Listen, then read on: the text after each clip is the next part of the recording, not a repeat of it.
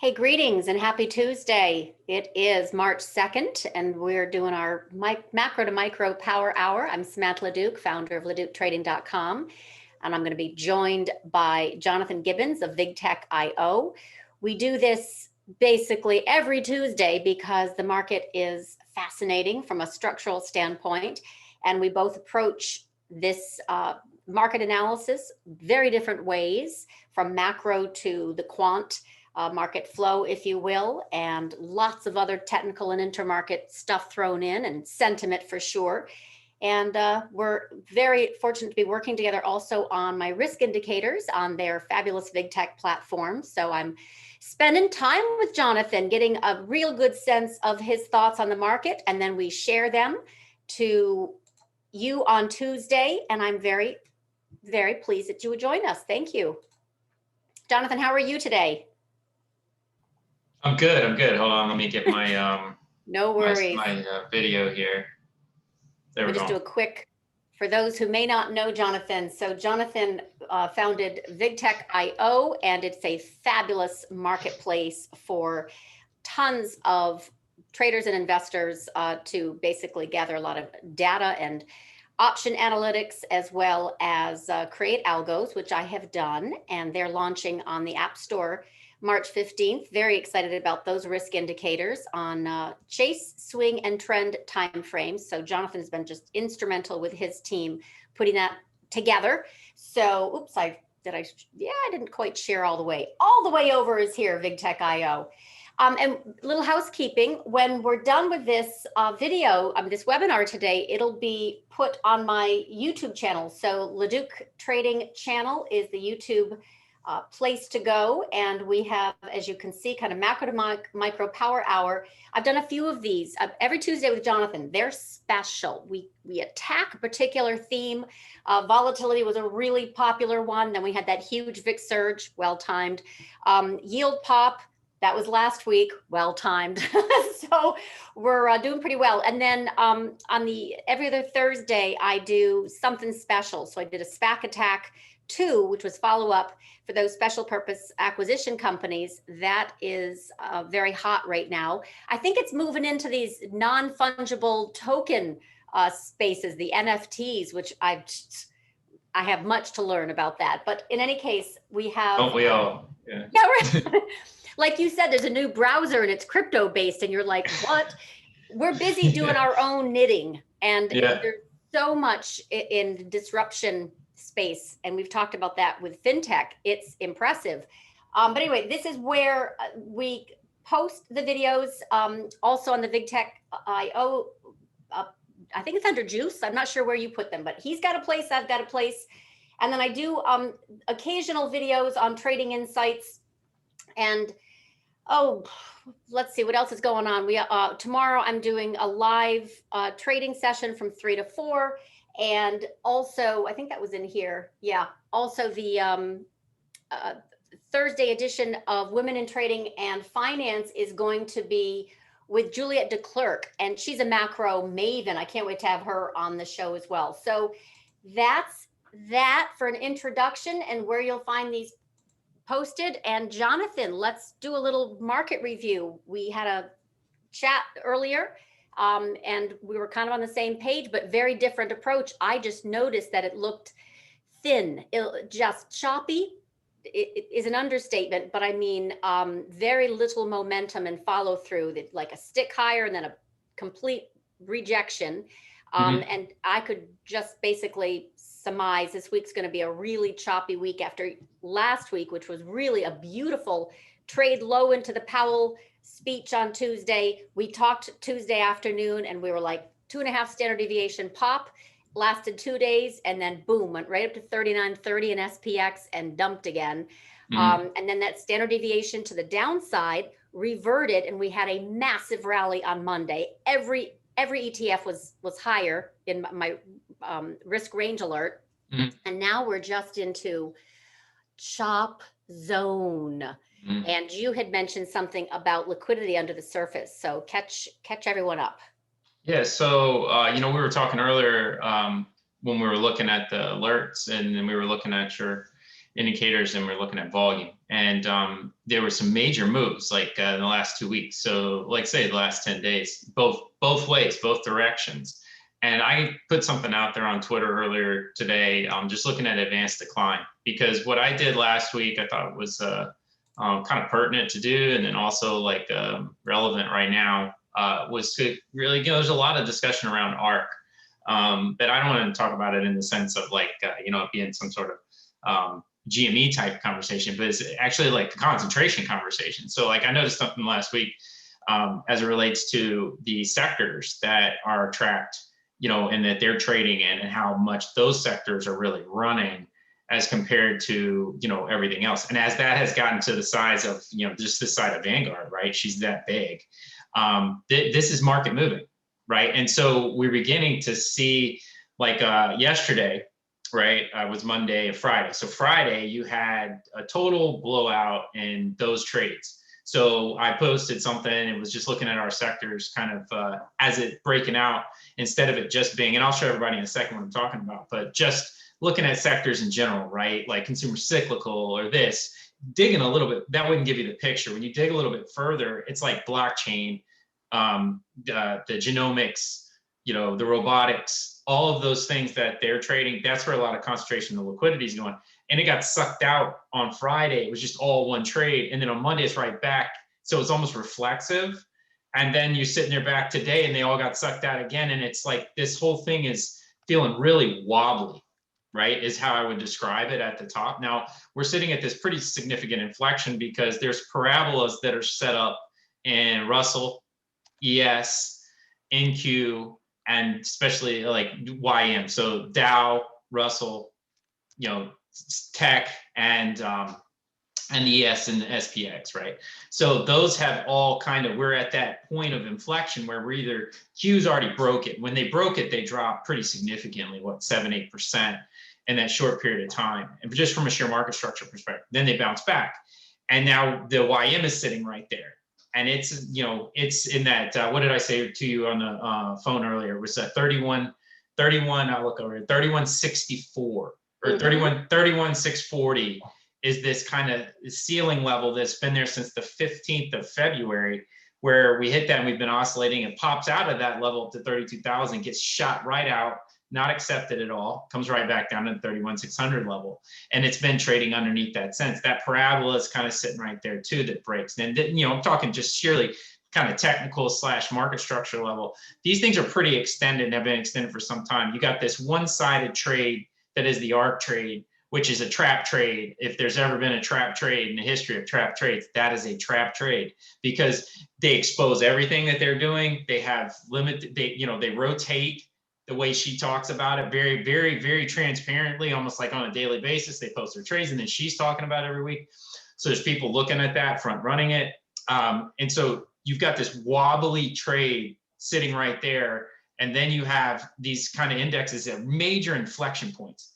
And so we're seeing this huge oscillation in the last like 5 to 7 days. And then you've got the yield situation that you were covering last week.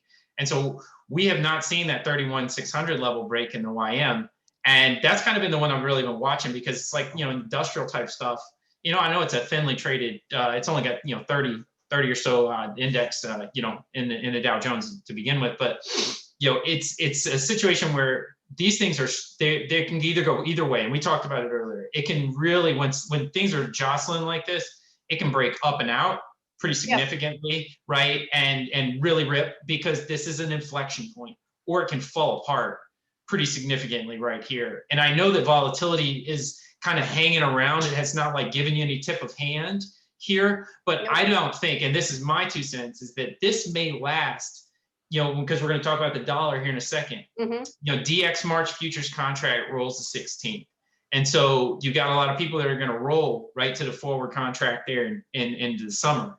And so I'm not really going to be holding that position. Like I got to roll that. So I might just kind of hang out in that, right? So we've got another expiration coming up for futures, and then we've got another expiration for VIX. We got another expiration for options. I think that this could oscillate in this area and really be frustrating and not break and get a little bit more decaying on the inside, or it may just fall apart, or it could rip. I don't know if it's going to, the rip piece was really predicated on, maybe getting that kind of options Momo trade going again. I have not seen that have great legs this past week and a half. And, they are going to, all those stocks that we track, I think, and we've actually created this for anybody that's like onboarding. And if you're like in the app and you don't have it, we can just poke these lists right down to you, just pop them right down to you for like all the Momo stocks that we're tracking, like the Wall Street Bets type list. And these options traded stocks have been really soft.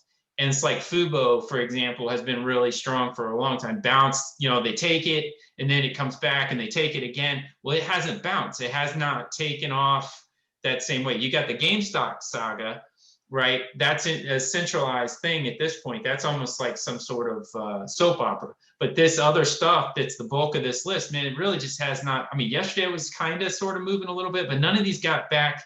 They really feel like, kind of they either got to go for a run here with the stimulus checks if they finally approve this, right? We have those sitting out there.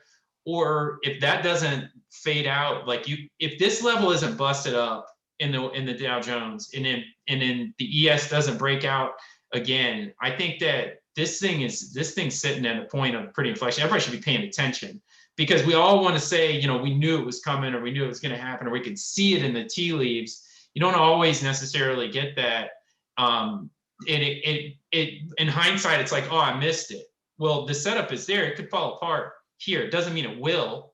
It can, and if it busts out, it will continue pretty significantly and squeeze because of the levels. Just sheerly levels. This level would have been accepted, and you're looking at 4,200 and the SPX, right? So, I think that it's very crucial, but it may be maybe oscillative until the options expirations clear and those futures contracts roll. That's what I got my eye on right now. It kind of caught my attention, is like this YM one the other day. And I really wasn't thinking this way until I saw the YM contract, and it broke out and it just got shot, and it came right back the same day.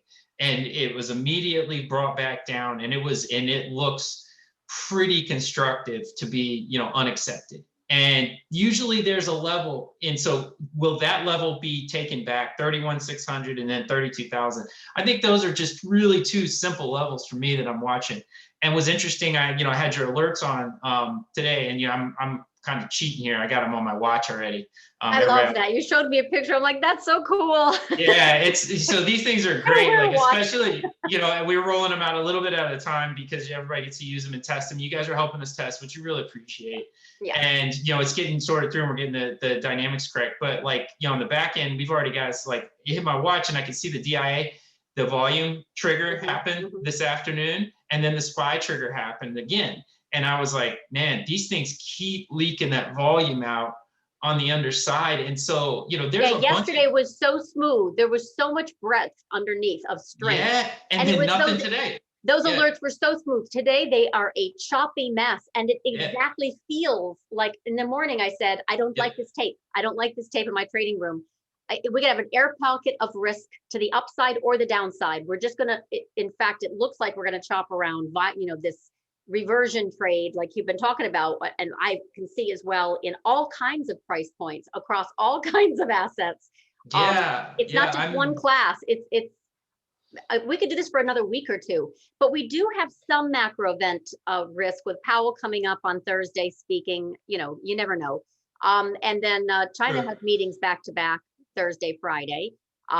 Jobless claims isn't expected to be a surprise, but we do have, we've got some rate decisions. I mean, that's coming back into the fore, but mostly the ISM reports. I don't know if you go into that kind of detail on a macro front, but I track that stuff for, again, market moving news, but also sector rotation stuff, right? Because that's my thing. I really want to know when money's coming into a sector. And we've been long this reflation trade for 7 months. And I said last week, I think oil is going to pull back. And here's my thesis, but it's not going to be just, one and done. It's a process.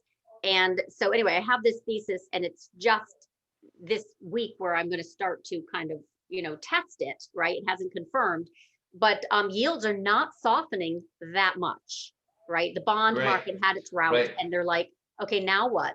Druckenmiller's still short. The charts still don't look very constructive for bonds or gold. or precious metals. They're really just treading water. But we also have no movement in the indices at all. It's very choppy. So, I don't know, I got off topic, but the point is I'm definitely seeing the potential for yields to fade with lower oil, but they're not. So that reflation trade is still, relatively bid, energy and cruise lines and casinos, all the reopening plays, airlines. Mm-hmm. So, that being said, VIX is not percolating. We already know it's dead, but I mean, it was very funny. I saw a tweet, VIX has doubled in a year from last year's low and still has yet to fill the gap from last February, while market is almost 600 points higher. And it kind of reminded me of this regime change in the VIX. They're too scared to buy and they're too scared to sell the VIX, right? It's still way elevated, and you can see it in all the IV, pricing. It's stupid high, expensive. But then the VIX index, which used to be the fear index, I think it's turned into the greed index. Yeah. Well, it's like the shorts on it, like they can't, like if you look at all the proxy short vehicles, the ETNs, they can't break out the SVXY and things like that. I mean, I want to say like 15, 20 different hits on the same price level from a market structure standpoint, and cannot get up and above that. Even with this price continuing to, with the equities continuing to rise. It just, I think one of the things that I think I've been thinking about it, and I say think 7 times there. One of the things I've been thinking about is things like the coronavirus such a oddity to the historical context or the historical measurements that it's somewhat hard to project, like, say the cruise lines or the airlines and so forth. Like, just anecdotal aside, I see people beginning to get really, they're getting vaccinated, they're getting out. And some of these things that are directly tied to like airlines, they want to fly, they want to go on vacation, they want to buy cruise tickets, anything to get me out of this house. And so like some of these things may be kind of, isolated to the way that they function, right? Versus maybe historical context. But then that doesn't necessarily take anything away from the ARC trades, right? And then there's some other crazy kind of meltdown stuff that I was looking at. I'll have to send it to you later because I don't feel comfortable enough to talk about it enough because I haven't reviewed it. But supply chain financing debacles, like billions, tens and hundreds of billions of dollars of supply chain financing debacles that are going on. I think they pulled that. I saw that yesterday. Like Citi is pulling their supply chain financing or something. And I went, what the? Yeah, and then yeah. And so like there's some serious things that are going on over here, right? Like that are directly correlated to you've got lumber inflation, you've got this massive inflation going on in the dry goods. Oh, I got to show you this because this came from ISM as you're talking. These are now again ISM as it relates to kind of economic reports. They've been off the charts bullish, from decades. But the point is, we have this. You're just talking about supply financing, but these comments are from select industries. You just mentioned lumber, and it reminded me. I mean, electrical equipment, things are now out of control. Everything is a mess, and we are seeing wide-scale shortages. Chemical products, supply chains are depleted. Inventories up and down the supply chain are empty. Lead times increasing, prices increasing, and demand is increasing. Steel prices for transportation and equipment. Steel prices have increased significantly in recent months, driving costs up from our suppliers and on proposals for new work. And food, beverage, tobacco, we already know about that. Logistics times are at record times. This is for fabricated metal. Continuing to fight through shipping and increased lead times on both raw materials and finished goods due to pandemic. The wood products, getting to the industry that you and I have tracked for like a past year, and it's in serious supply inelasticity is what I call it. But prices are rising so rapidly. This is the wood products industry representation, okay? Prices are rising so rapidly that many are wondering if the situation is sustainable. Shortages have the industry concerned for supply going forward, at least deep into the second quarter. So all of this smacks of, inflation, right? Perceived real, wage, raw materials. And not the CPI or any of those other figures. I'm talking about consumer prices are going to go up. They already have. How is the consumer going to handle that? Has any of that been modeled? Because right now, No. all the houses are still, Nomura and JP Morgan, they're still saying it's a bull market. It's a bull market. Where? I mean, obviously in indices, they're grinding, but when does this actually get factored into consumer spending? Not to mention yields are higher. So now valuations are way stretched. It's a bull market and liquidity into the indexes, right? That's the way that it has been. And so now we've got inflation, right? But byproduct of the, kind of the scientific engineering thing that they've been doing with fiscal stimulus, direct stimulus, and then the projects that are funded, so many projects being funded. And then they got if they're going to do the kind of a green deal or whatever, you've got a whole nother slew of direct fiscal, right? So that is inflationary. Then you have the direct money into the indexes, which I would call, that's the bull market in the index. It's not necessarily like, a bull market of health. It's a bull market of liquidity or perceptions of liquidity. And so now we're sitting there in this it's like, look at ARK. Like, I don't want to keep coming back to the same thing, but literally it feels like the top end of this index the last 2 weeks has ebbed and flowed with how Cathie Wood performs on a day over day basis. And I can show you just day over day, this thing has mirrored what happens with those trades.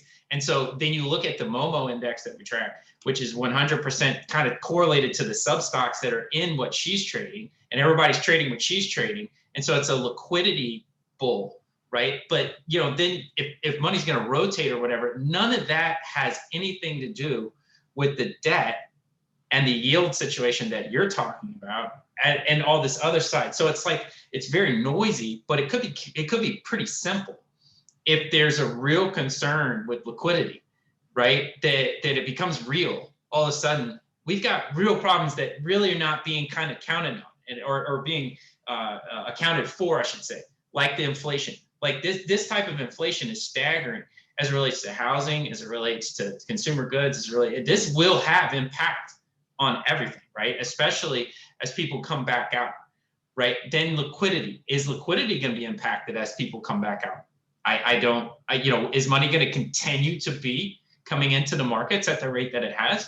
Or are people going to put that money in other things, right? Like it's a real conversation to be thinking. I loved, right?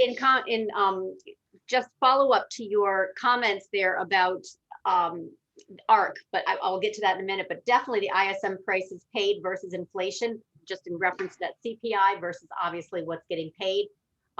Every single one of the 18 industries reported are paying increased prices for raw materials across the board. And then ARK, just kind of in follow up to that, this is Druckenmiller. He did a 2021 kind of theme, what he's actually, he talked his book. Yeah. Inflation, sell bonds. Inflation, buy commodities. Technology, blue chips over high flyers. Long Excel quiche, and that this is his pair trade. Short ARK. Yeah. And so this is that in the same structure we're talking about, where we're seeing this, the commodities are in things over paper, still hot and troublesome. Now if you have consumers now being pinched already, and it's only going to get worse, what happens if the dollar rises too? 100%, right? 100%. What happens if the dollar rises too, on top of that's already de facto tightening already? What if the dollar goes up? You look at the mining sector, right? And what's so interesting is the performance in the precious metal sector, right? Like, where there's been just literally nothing, and I'm just watching it in the system. I'm getting alerts all the time because we're working on an app, and I just get all these alerts, just this debacle that's going on in precious metals. And so I poke my head over there from time to time, and it's just falling apart. And this is before the dollar even rallies. And you're sitting there and you're going, what am I looking at underneath the other indexes? And so I just kind of panned around the other indexes, and they're kind of, the undersides are just soft.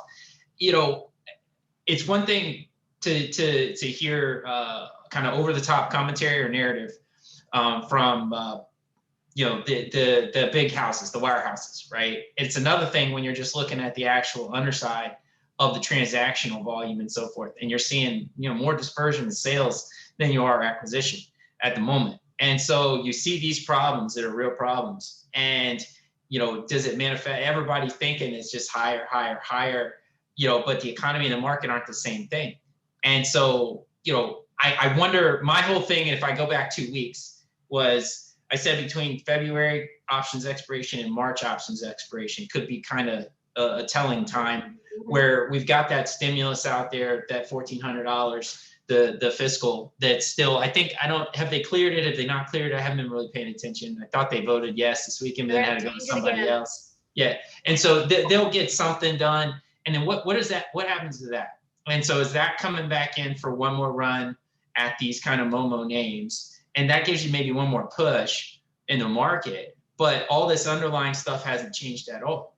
And if that doesn't come back in, and I said this privately to somebody, or does that come into the market in the teeth of kind of volatility starting to shift around a little bit in the latter half of this month of March, where we're starting to get towards option expiration, VIX expiration, and then maybe we see a shift going in towards the back half of the month and into April.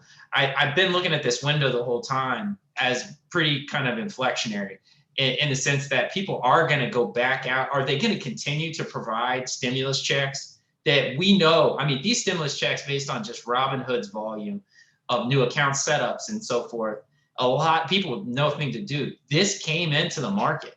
And if these people go back to work in any kind of structure, that's gone. That may not come into the market in that way. And are they going to continue to do these $2,000, $1,500 stimulus payments / UBI into the future, right? As everybody's going back to work, this gets. I usually don't go across pond moves with my mentals here, like where I go to like real world stuff versus just the market structure. But the market structure is not strong, and it's starting to deteriorate. And to see these kind of levels like hold, like the YM level, which makes me wonder, right? Is it kind of like what's your phrase, sold to you? Like you admitted that. Yeah, right? And right? I can see it in volume. I can see it under the surface in lots of different breadth indicators, and I can see patterns that are forming, and then it lets go. So but the volume could be so warped because of the inbound, right? That it's distorting what historically we've seen. And I think that inbound, I mean, yeah. So like, let's say like Friday, right? Like where sold off the art because she's the size of Vanguard.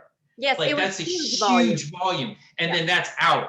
And then it's nope. I got to double down because I have no ability to really alter my strategy. So if you're just sitting there at a poker table, what does she have to do? She's got to keep playing those cards. And so she plays the hand the same way, buys, right? The whole thing lifts. That volume of dollars hasn't been seen before, out or then back in. That can throw off all kinds of stuff, right? And that's not just, it bleeds over into these other areas, especially with like the way that system is set up. And so I think that, maybe it's just distorted to an extent, and I want to discount everything in my side, like that it is a little distorted right here, that it may not be as true, and it may only be after hindsight where we get to see if it breaks out. Then obviously there was a definitive buyer here, right? Like across the board, not a singular buyer, but it was buy side that wanted to take hold.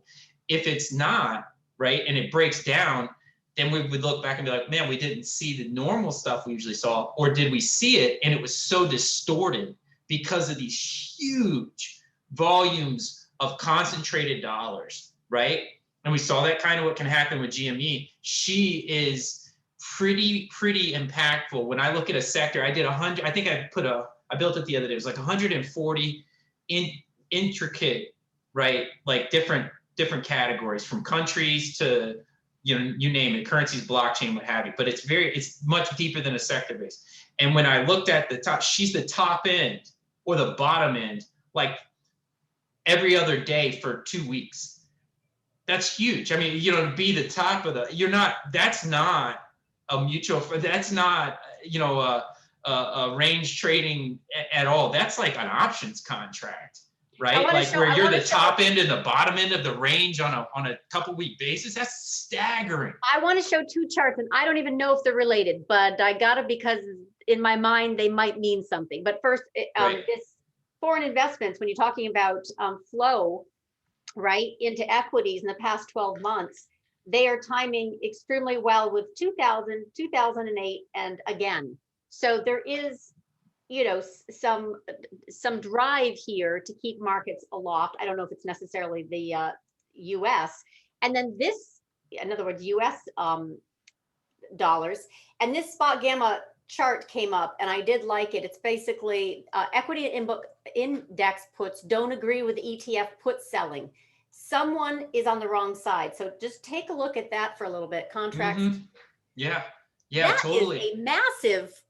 It's a bifurcation. And so somebody's wrong, which is why, really jives with what we were saying a minute ago, that realistically it could break either way. So it's either going to revert or catch down, right? And somebody is, you could really be on the wrong side of the situation here, and that leads to distortion. That kind of furthers my distortion thesis here, is that there's liquidity problems at the moment, and then we're starting to see supply chain problems, supply chain funding problems. That was staggering to me, because that kind of goes back in, and we've had these options liquidity problems, right? We had it the other day again with GameStop doing that deal in the last 45 minutes.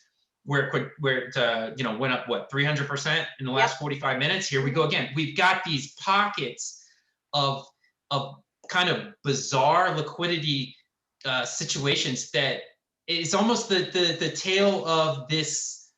I don't know what the word I'm looking for. It's like the theme of this past 6 to 9 months is, where's the liquidity pockets and how volatile are those pockets, and then those pockets cause the changes in the market action. And we've seen that with the gamma squeeze back in the summer with the big tech names. Then we saw it in the Momo stocks, and after the election, we saw it in the IWM type structures, the small caps after the election, where it was just kind of rolling around. And now we're kind of at this place where what's the liquidity situation really at the moment? It's so wonky that she's moving the market around, right? You can see that, and I'm trying to, I don't know, right? So one thing that I did grab, because we had such a big move, obviously, in bond land last week, but not just that. I mean, the number of commodities in the ISM manufacturing report that were up in price and in short supply were both at their highest level since 1999. So inflation expectations driving that risk premium, driving yields higher, bonds lower. I mean, you've seen the prices of rhodium and uranium and all kinds of other things that are just, shooting up like hot fire flames. Luckily not oil yet, because then we're in trouble. Yeah. But one thing that I grabbed real quick was, go ahead before I show the last thing I was going to say, and then you take it and run with it wherever you want. But like the dollar, if liquidity is in abundance, like it has been, the dollar would be collapsing, right? So if we saw that dollar collapse trade as there was a just perception of excess liquidity for like bulk of last year after March, and we have not seen that. And so dollar is now kind of leveling off, if not basing itself to kind of take a run here. Well, that kind of ties back to that perception of, excess liquidity in the system as it relates to debt instruments. And we saw BKLN, right? Senior loans and a bunch of other stuff last week for the first time. Yes. Yeah, exactly. Start to show some real problems, right? LQD and so forth. So, and then you see the supply chain bond problem where they're freezing up $10 billion, like a line of 10 billion. It's going to put 50 to 75,000 people out of work, was the article that I read. I'll forward it to you. But like, these are staggering type things. That, to me, the dollar, so that we can kind of touch on our thing that we came here to talk about today. But it's all related. We have to talk about, that's where I see volatility. We have to talk about duration risk. We have to talk about inflation to really, really respect the power of the wrecking ball that the dollar higher can be. Oh yeah. Oh But we yeah. can't have a Yeah. conversation without the arrest. Yeah, totally, totally, totally. So like to me, the dollar's sitting there now, and you've got it. It has stopped. It didn't fall apart. Everybody's like, it's going to drop another 6 to 20% this year, with all the markers at in January 1. It kind of just like is then leveling off and created a base here, Yep. which kind of goes back to the logic of, yeah, if I'm hedging, right, and I've got a huge exposure, I'm going to hold some dollars because I'm not sure about all this, right? I'm not sure about the debt. I'm not sure about the liquidity in the system. You saw the yield problem last couple of weeks. So you still haven't seen a dollar rip. Dollar's up 1%, right? But we haven't also 89.50, had right? we haven't had a pullback to cause a rotation into the safety play of dollars either. They're certainly not going to buy bonds and gold. I mean, or they haven't. Even in the soft patches, they have not served as hedges. Mm-hmm. And Mm-hmm. volatility has been a one-hit wonder. So really, cash is the safety play, and we haven't. And 100%, Yeah, yeah. And you haven't seen the you haven't seen a confirmation that there is a liquidity problem yet. That there's been feelings of it, but there's not been a confirmation yet. And so the dollar's like almost non-confirmational as much as, but it is being bid. It is being bid in size. Yeah, I remember when I said that I was watching DX futures and there's just no, it was like Lord of the Flies. It was like 2 contracts, 1 contract, 50, nothing. Like a really limited bid. That's not been the case. Every time it comes back, pretty decent purchasing, right? That's coming into those in but there size could to be those contracts. a real structural reason for that. I mean, hedge funds have been benefiting greatly from this overnight, repo rate and low rates to do a whole bunch of futures trading. And now it's getting a little funky. So Yeah. I think this is slowing down that activity a lot. And it's actually been kind of interesting. We've had a few 4 or 5 days in a row last week where we had a gap Yeah. down. Your gorpy Yes. action, that was a good Yep. phrase. And that Yep. was actually kind of a little fearful because we hadn't had that kind of activity for a while. Yep. Yep. But we only had like you had Sunday night, right? Which bumped, but it died out right at the inflection spots Yep. yesterday. And then it came back last night, right? And then it bounced again overnight, but it was kind of flat, and then it dumps again during the intraday session. I believe that there's some indecisiveness, right? Like, we're all kind of like sitting here and we can see this could break out, but is there a liquidity problem that we're not fully aware of? It just really feels that way when you look at the ARC situation, and you see these massive subsets that are also sub-traded. So you look at robotics, and then, or like fuel cell, right? Like the stock fuel cell, right? Like these things are traded by her and then traded by the subcat, like Reddits, and like everybody get their hands on these stocks because they're all in the echo chamber that is these apps. And so it's kind of like everybody's in the same place at the same time. And those types of things break apart, and then you end up with like a confirmation that there really is a situation at hand. And I could tell you that it's been just too choppy to even, right? Like, I mean, intraday moves, these are pretty solid standard deviation moves intraday. Like from overnight session to the morning session, something's up. Yeah, and I do want to show Something's some up. dollar charts because I had grabbed these and then I did some little, coloring, if you will, of highlighting it. Luke Gorman has talked about China being short the US dollar and a few others, but regardless of who or what incentive here, there is an outlier for sure forming. And as you said, it is stabilizing. This is a total net speculative long short position in US dollars. You can see, obviously, over the years, once it bases and it moves higher with gusto. And we have a much higher debt situation and a much higher squeeze on raw material costs and supply. And that could be really unwinding to the upside and cause a lot of damage. So it's been down here for a while. We can see this in the Dixie here, but I'm just highlighting the open interest. Once it actually makes its mind and starts to cover, it can get a lot more exciting.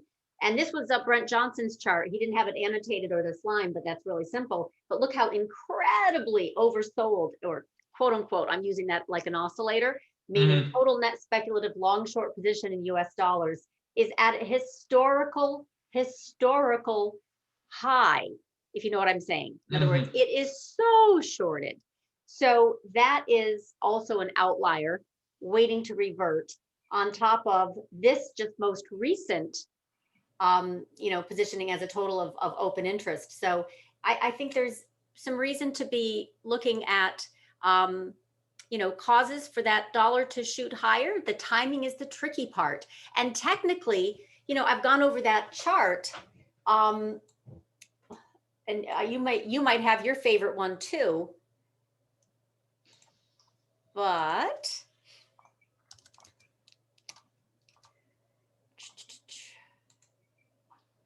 did I just post this recently? That's March. Yep. Where's the one with dollar and gold? It's a good one.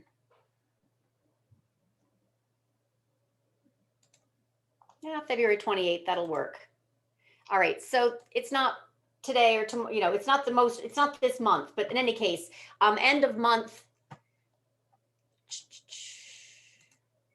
I've shown this one before, so I'm just doing it again. So this is the US dollar. This is gold inverse, because obviously, for obvious reasons. This is August, so it has been just in kind of this channel. And when it got outside, and we both said, yeah, we don't trust that. And it went right back in down, meaning for gold. So gold is still fading with bonds. Bonds obviously picked up to the down speed recently. And here's the dollar. So, I mean, this was just last week. It's not even including Monday, Tuesday's action. I don't know. You got anything? Technically, it's still basing. Yeah, 100%. Like if I shared like if you let me share, I'll share this. Go ahead. I think you gotta allow me to. I do. What do you mean? Yeah, you host participant. Why? Okay, There we go. Okay, so like I'm looking at like dollar here, right? And this is like longer term. This was my area, right? Just using UUP as a proxy. This was my area here, and you can see the point of control here around this level, 1% lower, which is, translates over to futures pretty around the 89.50 to 90.50 level. Yeah. And we kind of hit there and we're just sitting here. And this is why I'm on the fence. The week has to finish itself out, because, the longer we sit here, the more these positions kind of, will hold the line, and those speculative positions will start to recede.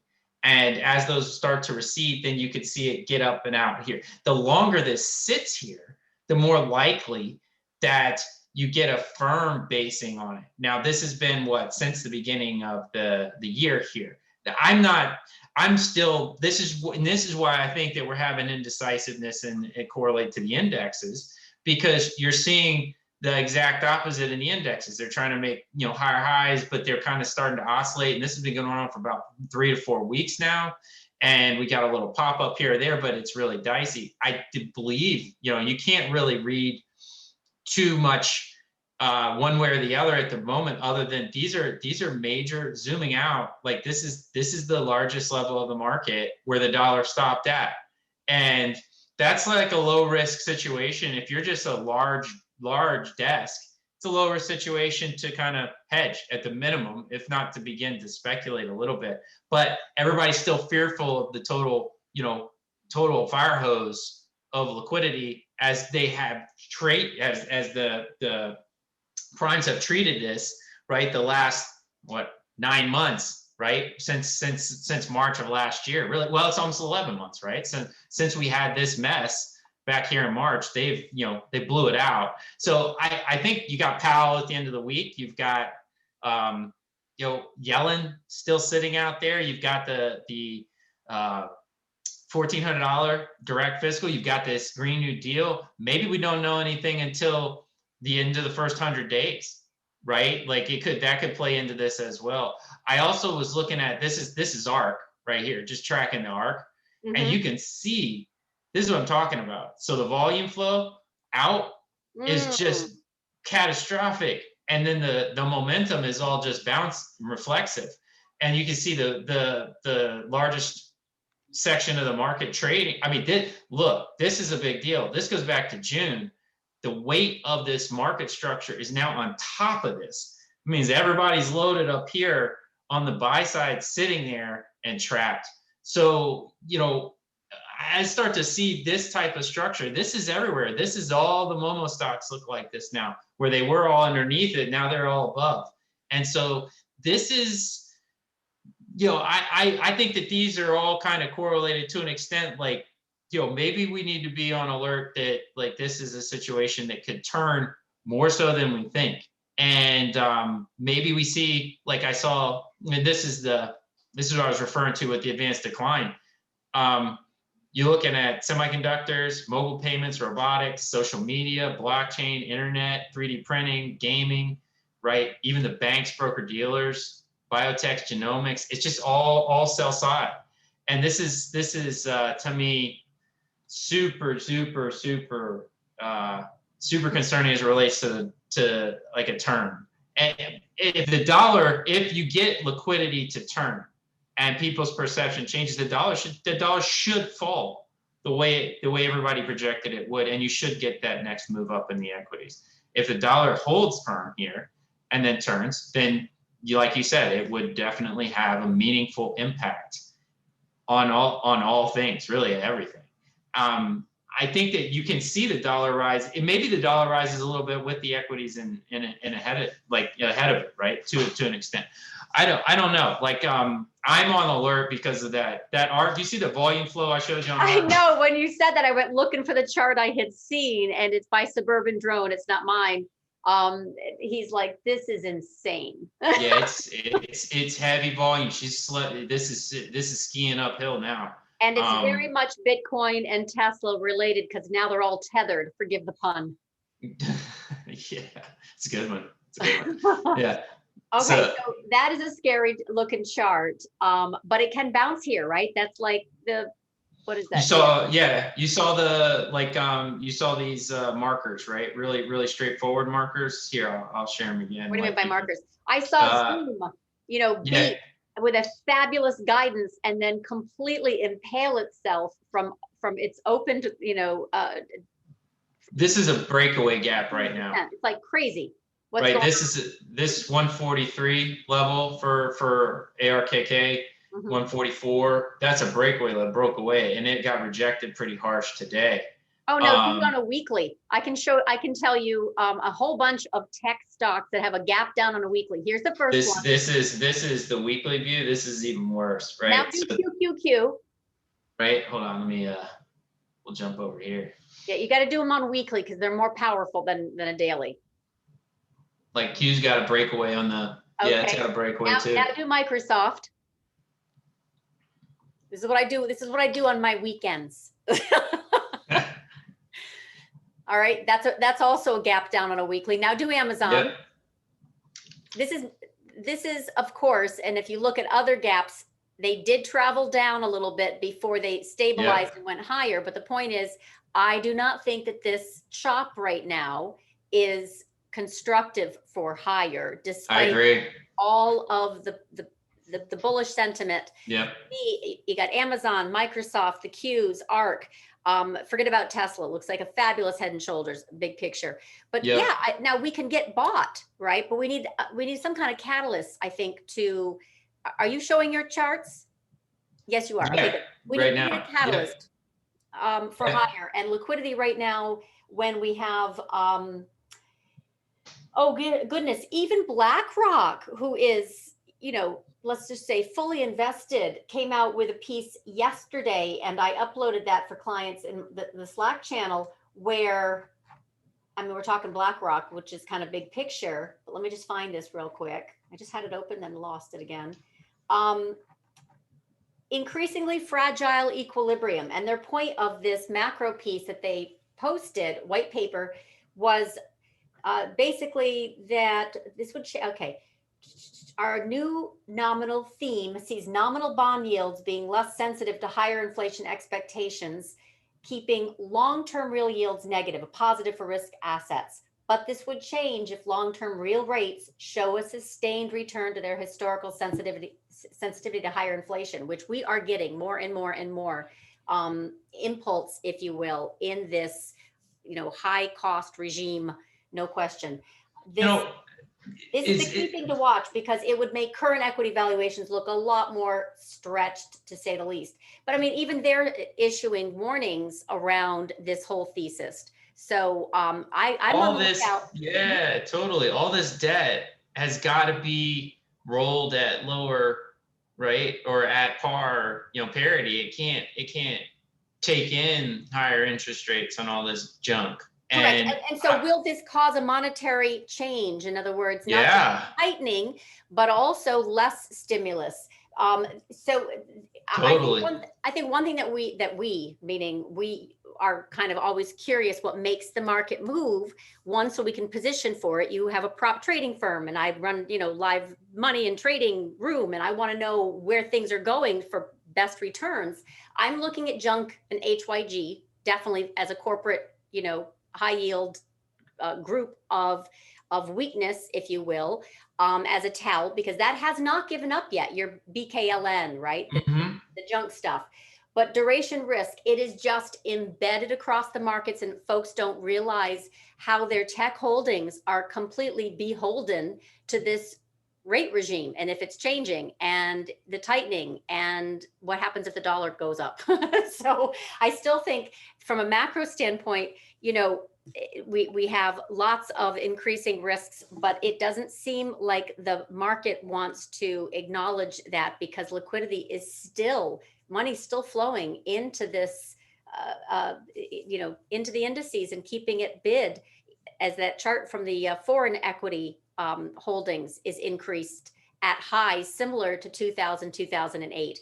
I don't know. It just feels so much right now that tomorrow we could have, or Thursday, Friday, whenever Powell gets up there and says something very, very, very dovish, the market will now exhale and buy this dip, and ARK will all of a sudden reverse to the upside, and everybody will be happy again. I'm just not sure. I definitely don't feel it this week. Yeah, I can totally concur with that. You're sitting here and you're looking. I always like BKLN because it's the junk, right? Okay, It's the junk of the junk, right? It's the most senior type stuff. And you see this volume point of control shift for the first time way up to where we are now, and it's not been able to do anything. And you're beginning to see some negative activity in the bond environment. That hey, what if rates have to go up, right? I mean, maybe they talk, but they have to deal with the inflation. And I think that is kind of maybe the rub. And then I think, as far as is from the market's perspective, is it be maybe past what they can do, right? To effectively manage this situation any further, or are they going to give us some sort of new contraption that they can manipulate the rates with? Don't know, right? They've been very ingenuitive so far, so I give them the benefit of the doubt, because this technically, let me show you one thing, could bounce. Yeah, that technically could bounce right there. Like when you're looking at that chart that I was just looking at, that can bounce based on what I'm looking at. And if that bounces, then it would alleviate stress in the system. This is a credit-based system, and credit drives this system. So that's why I want to show this chart, because I mentioned that credit is a volatility product. And when volatility picks up, demand for credit falls, just like equities. This is the move index over. So in other words, is high yield vol predicting an explosion of junk bonds? Loved this tweet. Take a look at that chart. So it's already up 51%. This was just recently. So I think it's coming into the fold. It's wobbly. It's not nice and low and, going about its business, not bothered by anything that's going on with bonds. 2008, 2000, credit is the major inflector of change, not, and that's why the supply chain thing kind of caught my attention, because that was a freezing of a $10 billion credit facility. If you're beginning to see credit facilities be hampered for any reason, then you can begin to see more knock-on effects across everything. And worse comes to worse, price controls, and they don't work. No, I mean, I'm talking no. worse comes to worse. I'm talking about really supply constraints and inelasticity, right? I mean, then rents, for example, just price controls, worst case, they don't work. And Peter's mentioning in chat, like oil, gasoline is bouncing about, and it's definitely a tax on household cash flows. So will all these supply, chain disruptions and raw material, just input prices. Oh, one more thought on that is like, I was thinking and talking to somebody the other day. Yeah, I think that's I'm not going to say everyone, but I think that's a pretty good assumption that people think that they'll try and do yield curve control pretty quickly. Like, I'm not gonna say that anything's off the table. If you look at the last 9 months, everything was on the table, and anything they wanted to do or needed to do. But last week, right. Yields were spiking, and Bullard came on and said, "Yeah, it's okay." Yeah, well, it goes back to, can they do anything? And then they spiked even harder because he said that. Well, I wanted to throw this in there too, kind of on the back of what he said, is the money doesn't make it in the markets. I was talking to a few other people, and they're like, well, no, the more attractive things now, we're not as, speculative, like some houses, right, that are throwing cash around. Like, we're not as speculative in the market at the moment. We think that the reflation, like the reopening, right, of the economy provides some potential more upside for returns than the market does at this stage, right? And that's some large, money movers, and they're going into more of a PE type move now, right? Rather than to be riding the wave of equities. Is it that simple that, we could have a movement that way where money goes in a different direction because it's a better return? And because things have been closed, like you look at some restaurants, like the restaurant, I don't have a restaurant index in front of me, but I know they were raging higher the past couple of weeks, as things begin to reopen. All the hospitality type stuff could be opportunistic. So I think, it's always about flows of funds, and then you've got the credit stuff that's under the surface. It's always a balancing act. So that's kind of what I'm looking at right now is the next. I'm to close my thoughts out, because I know we're approaching our time frame here. Is that effectively, this was my window where, we've got this first 100 days coming to a close by the 15th of April, or the end of April, whatever, right in that window. And then you've got for Biden, then you've got the stimulus, you've got the Green Deal, whatever that ends up being, infrastructure, you've got the interest rate problem, and you've got these options expirations. And so far, right, it's not taking off. It's just kind of holding the line. So do we see this falter here, or does it actually break out? I think it can go either way, but we are beginning to see some nervousness that we have not seen a prolonged period of nervousness. So no, but that nervousness is manifested right now is they're afraid to buy and they're afraid to sell. Yeah. I mean, and whether it be VIX, because it has not, been pushed down and suppressed and all that, or just the indices themselves. I think your time frame might work, because I just look at it and I see this week and next week, if we stay in this chop zone, it's more bearish than bullish. Agreed, 100%. The longer it goes. Mm-hmm. Yeah, the longer it goes and the more it deteriorates. And that's exactly, I saw the comment from Sal. That's exactly what I was saying, right? If you put anything on the table that you say, oh no, they wouldn't do that, or they can't do that, they're after the last year, they'll do anything. Having said that, we're dealing with a bunch of kind of unintended consequences at this point, like we talked about last week. We're not sure how all those play out. You got all that money that did go in the fiscal, and it is being inflationary at the moment. And is there problems with it? But that's not like directly, the way money flows is just not always directly correlative one-to-one, especially if it's going to direct consumer pockets versus business pockets versus bank pockets. And then you got credit facilities. So, I think it's too early to say. I'm nervous about this the longer it sits here. And then if it begins to break out, I don't know, my easy level is 32,000 in the Dow and 31,600 in the Dow. So if it gets over 31,600, little bit. 31,600. Okay. Yeah, 31,600. I'm like, okay, I give it a benefit of the doubt. It breaks out to a new high. Okay, I give it a little bit more benefit of the doubt. If it does not get past those in the next week or two, just It's see what time. happens. We'll see what happens. We will Right? have currency volatility and relative to the peers. Oh, I did want to show one particular chart. Go for it. Where was this? Relative to the peers. Am I going to find it? Oh, this. I can't find it. I'll tweet it because that was a good place to end. No, I did. Reflation story in the G10 currency markets, percentage change. Yes, that's the one I wanted to show. This is the one that I think we might be looking at now. If we do see this revert, in other words, dollar starts heading up, and the other commodity based nations, if you will, with their currencies start to pull down. That's what I'm looking at as well. Which would deteriorate, that would just incinerate the whole movement to EM, right? Like it was the trade of the year. Like if you look at EWZ Brazil, it's been just getting clubbed the last couple of weeks, right? Like 25%, right? But the commodity stocks, Vale and Rio have been hot fire flames because inflation, right? Like inflation, right? But I think this is the reflation story that I'm watching closest when it comes to currencies. It's great. This is excellent. All right, so that was the one I wanted to end on. And then any other comments? Good.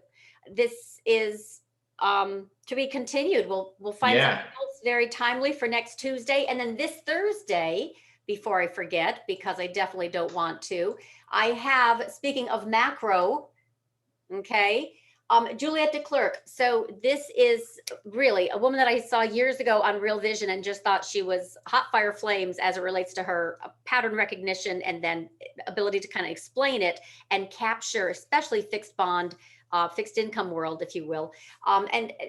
She's got her own boutique, and I'm talking about high-end research for institutions. It's like $10,000 a month, so she's really good. Anyway, she's going to come on Thursday, 1:00, because she's in France, so it's not a 4:00 macro to micro with a focus on women in trading and finance. It's a 1:00 East Coast time. So please join for that. And thank you, Jonathan. Again, insights on the whole dollar regime.